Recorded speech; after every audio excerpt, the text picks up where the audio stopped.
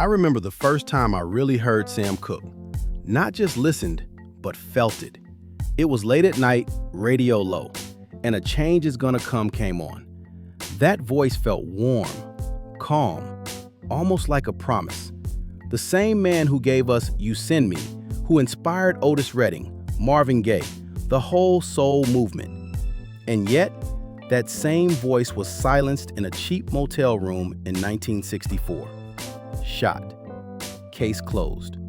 Or so they said. How does a man singing about hope, freedom, and change end up dead at 33 under such strange circumstances? What really happened that night? Let's go back to where it all began. Before the charts, before the suits, before the business battles and the headlines. Sam Cooke was just a preacher's kid with a voice that stopped rooms cold. He was born in 1931 in Clarksdale, Mississippi, but his story really began in Chicago, where his father pastored a church on the South Side. Sundays weren't quiet in that house. They were loud, emotional, full of rhythm and testimony. That's where Sam learned control. That's where he learned feeling, not technique, emotion. As a teenager, Sam joined the legendary gospel group, the Soul Stirrers, replacing a beloved lead singer. And that wasn't supposed to work. Fans didn't want change. They booed him. They doubted him. But once Sam opened his mouth, it was over. He didn't just sing gospel, he redefined it. Women screamed. Crowds followed him city to city. And that right there, that was the problem. You see, gospel music had rules, and Sam Cooke was starting to break all of them. He dressed sharp, he moved different, and when he made the decision to cross over into secular music, the backlash was immediate. Church folks called him a sellout. Some said he was turning his back on God. But Sam saw it differently. He wasn't running from faith, he was running toward freedom. Creative freedom, financial freedom, ownership, a bigger audience. And deep down, he knew something else too. That voice, it wasn't meant to stay inside church walls.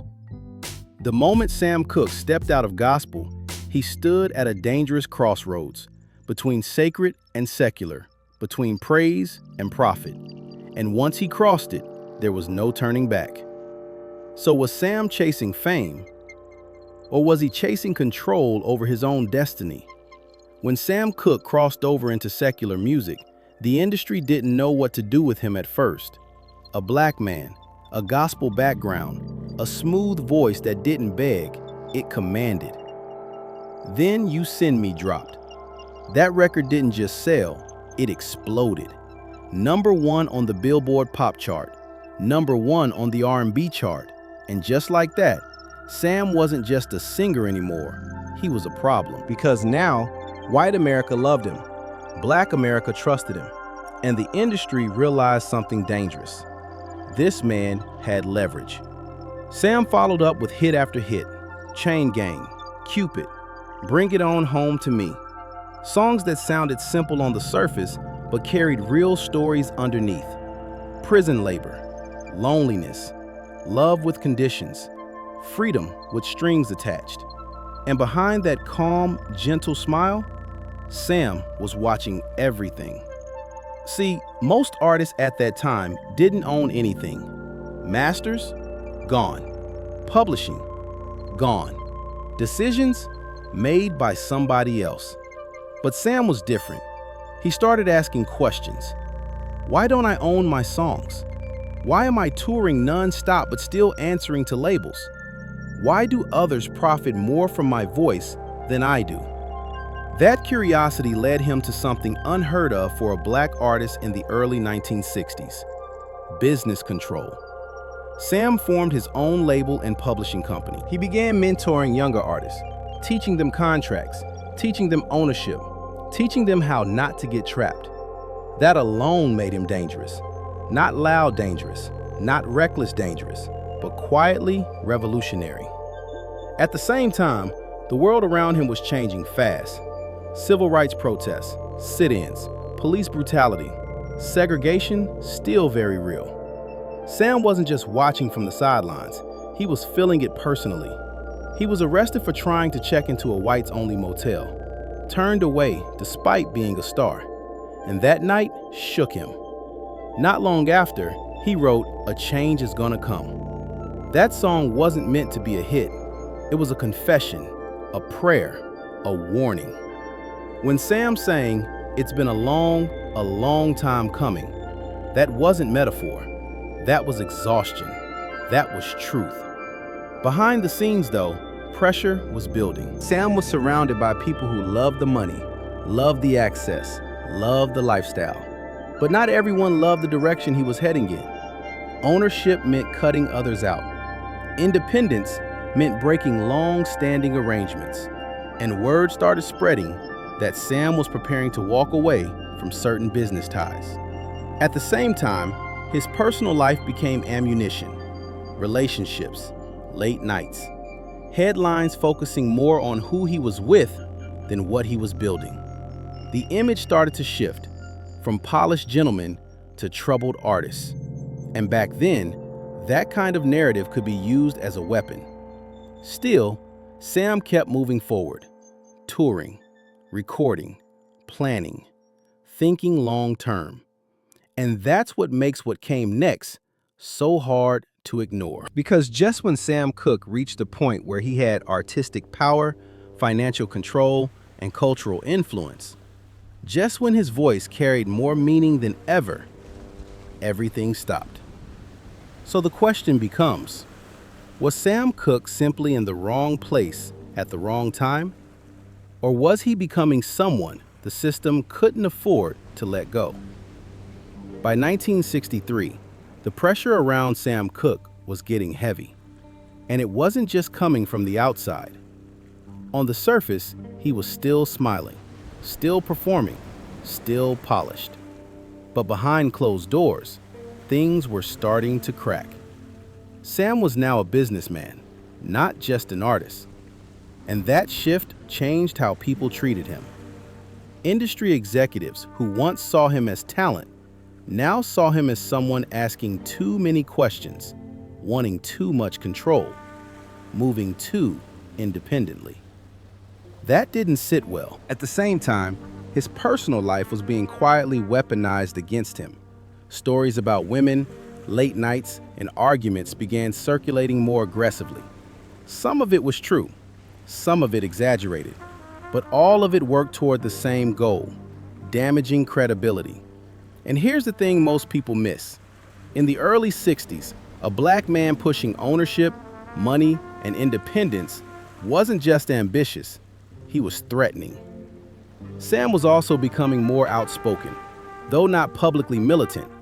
He supported civil rights leaders financially. He listened closely to younger voices like Malcolm X.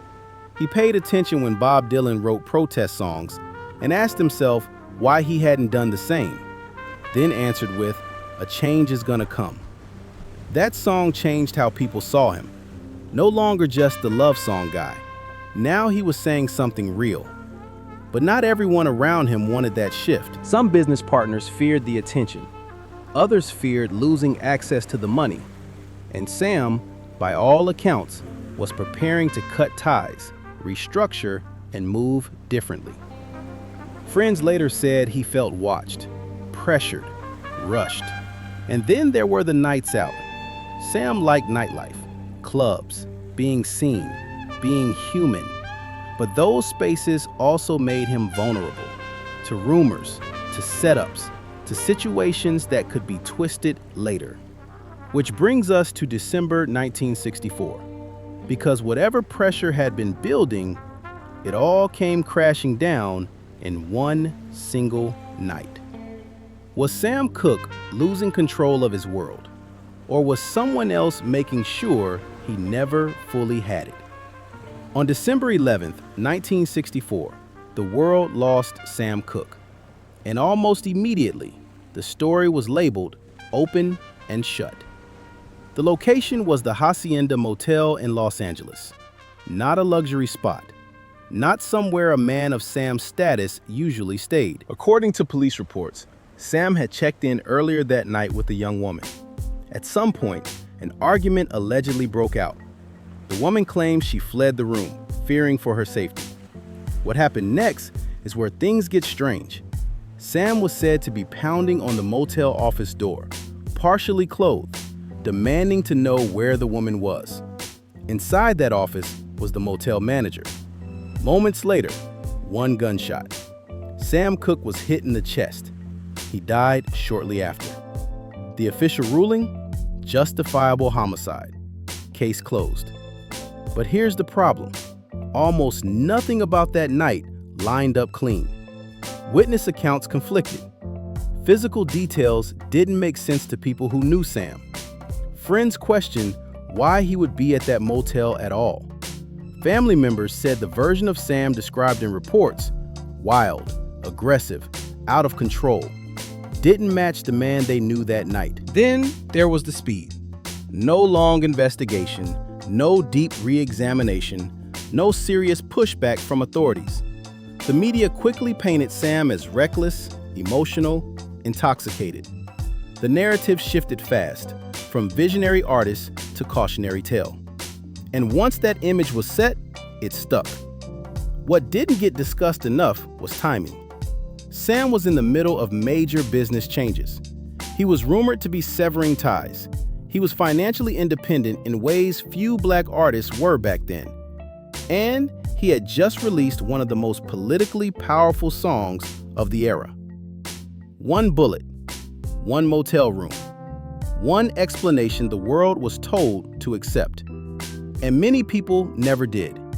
Because when someone with that much influence, that much momentum, and that much to lose dies in a place like that, questions don't disappear, they multiply. So was this truly a tragic accident born from chaos? Or was Sam Cooke silenced at the exact moment his voice mattered most? When news broke that Sam Cooke was dead, the reaction wasn't just grief, it was confusion. Fans didn't understand how a man with that voice, that status, that future could be gone overnight. Fellow artists were stunned. Some were angry. Others were afraid to speak too loudly. Because back then, questioning an official narrative could cost you more than a career. The funeral was packed, heavy, emotional, and quietly political. Behind the scenes, many in the Black community felt something deeper had been taken from them. Not just a singer, but a leader in progress. Someone who was teaching artists about ownership before it was even a conversation. Someone who proved you could cross over and stay rooted. Then there was the music. A Change Is Gonna Come took on a life Sam never got to see. It became an anthem for the civil rights movement, played at marches, sung at rallies, covered by Aretha Franklin, echoed in the voices of artists who understood exactly what Sam meant. Ironically, the song that made some people uncomfortable while he was alive became sacred after he was gone. Over time, Sam's influence grew louder than the circumstances of his death. Marvin Gaye cited him as inspiration to speak politically. Curtis Mayfield carried that torch forward. Even generations later, his blueprint, art plus ownership plus purpose, remains the goal. But the questions never fully disappeared, because legacies don't erase doubt, and respect doesn't rewrite history. Sam Cooke died at 33 years old, the same age many legends never make it past. But unlike most, Sam wasn't just chasing hits. He was chasing control, freedom, and a future for artists who looked like him. He sang about love when the world needed softness. He sang about change when the world needed courage. And just as his message became louder, his voice was taken away. Maybe we'll never know exactly what happened in that motel room. Maybe the truth is buried under paperwork, fear, and silence. But what we do know is this: Sam Cooke changed music forever. He changed how artists think about ownership, and he changed how a generation learned to hope. So when you hear "It's been a long time coming," remember, that wasn't just a lyric, that was a warning and a promise. His story deserves to be heard. Let's remember the man behind the music.